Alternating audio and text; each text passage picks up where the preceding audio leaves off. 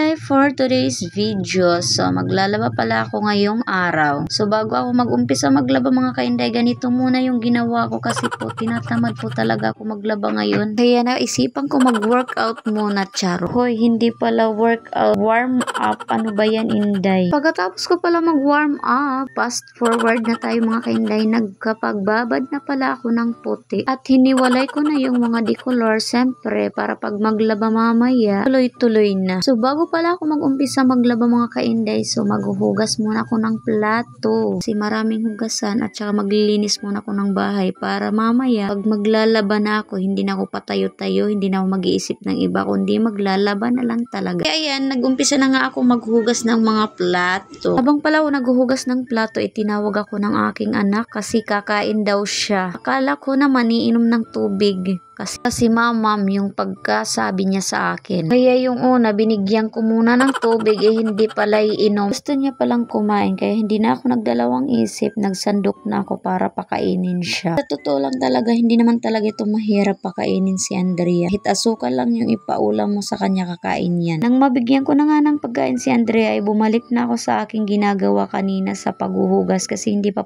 pala ako tapos maghugas, kaya binalikan ko na para na matapos na nga. Last na pala na banlaw ang gagawin ko dito sa mga plato. Kaya kinuha ko na yung pantaklob namin ng ulam kasi yan ang gagamitin para sa pagtaob ng mga plato para makatulo kaagad. Nang matapos na nga ako doon sa aking ginagawa kanina sa paghuhugas, binalikan ko naman si Andrea para subuan. Kasi pagkatingin ko naglalaro na lang kasi, kaya isipan kong subuan muna siya. Nang matapos na nga ako magpasubo sa kanya, pumunta naman ako dito sa aming higaan kasi hindi pa pala ako nakapaglukot dito, kaya naglukot po na ako ng aming hinigaan kasi baka may ahas na umiga dito pag hindi ito nalukot. Kaya yan, inumpisahan ko na nga ang tupiin yung mga kumot at saka pinatong-patong ko yung mga unan at saka binalik ko na dun sa lagayan namin ng mga unan at saka tinanggal ko na din yung cover ng foam at para ipagpag na din yung foam para naman matanggal yung alikabok. Nang matapos ko ang pagpagang yung foam at saka tupiin, kinuha ko na yung walis para walisan na din yung aming kwarto. By the way mga kainday, pasensya na kayo sa aming kwarto kasi maliit lang talaga yan, low budget pa. Pagkatapos ko pala magwalis sa aming kwarto, diniretso ko na yung winalis ko dito para mawalisan na din yung aming sala. Pagkatapos ko magwalis sa sala, bumalik naman ako dito sa kusina para magpunas ng lamesa at para ligpitin yung pinagkainan ng aking anak. Maligpit ko na nga at saka mapunasan, nagwalis-walis din ako dito kasi may mga kanin na nalaglag. Habang pala ako nagwawalis sa kusina, narinig ko pala yung aking anak na umiiyak, kaya pinuntahan ko na sa kwarto at pagkakita ko natataob na pala yung pong, kaya pala siya umiiyak. Kaya tinumba ko na lang yung pong para siya makahiga. Nang makahiga na nga si Andrea, bumalik ako dito sa kusina para magumpisa na maglab.